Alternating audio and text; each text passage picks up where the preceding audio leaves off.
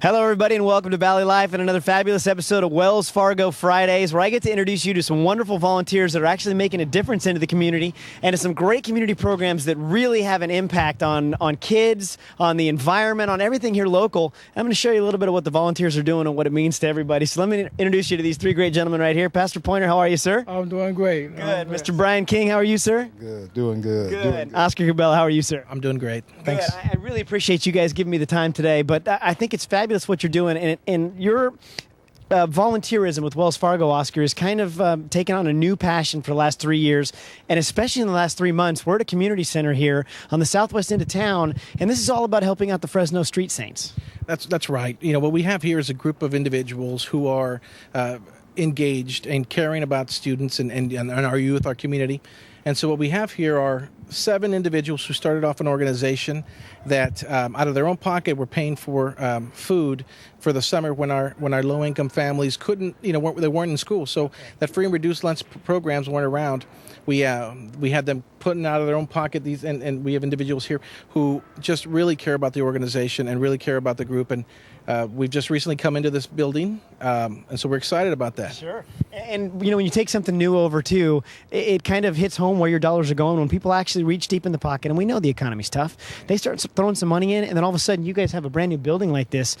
Brian, this is kind of what it all comes down to, is finding a new section that kids can call home. This really gives them a chance to kind of broaden the outreach. They've got a centralized, anchored point that they can come be themselves, and you're even teaching some of them how to make TV.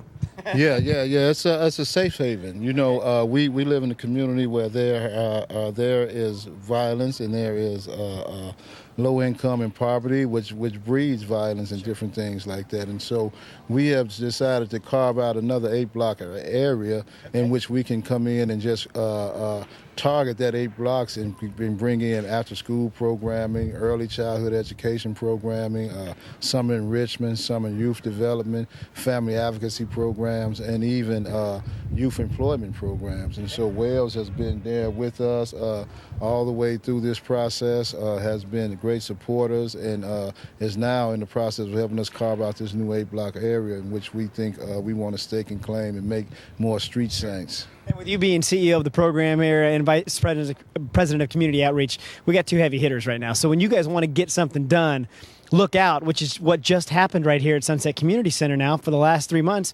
It's trying to rebuild. The books are pouring in now. We got to build a new library inside. We got to continue to expand the AV room. And these kids now just don't have a room to sit in. They got a room now with stuff. Play some games, get involved, and come to do something creative instead of being out into maybe more a destructive environment. Yeah. I don't know about all the heavy hitters. He might be one of the better heavy hitters. But, we are in the process of looking at really seeing that the great part about it is because these kids are taking charge themselves. Right. When you look at the Fresno Street Saints, our staff is made up of most of 90% of our staff come from these type of communities and now are starting to take it back. And so when you look at the kids that we're working with that's reading to kids, these are kids that people didn't think would have the capacity to do this. But now because we are just opening up doors to centers. I mean, this is the 4th center we have opened in this community. Now that we're just opening up the doors, you're seeing these diamonds in the rough come forth and start to take back their own communities. Sure.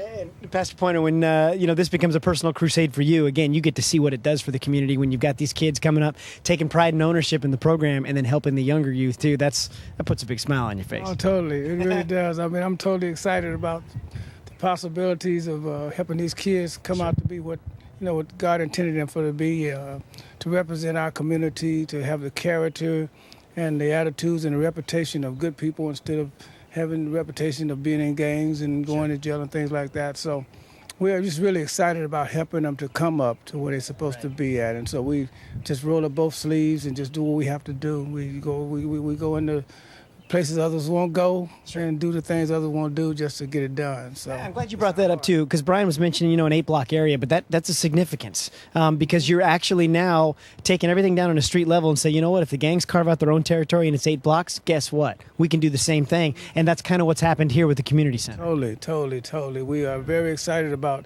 actually exploring other territories where the reputation for the territory is really rough.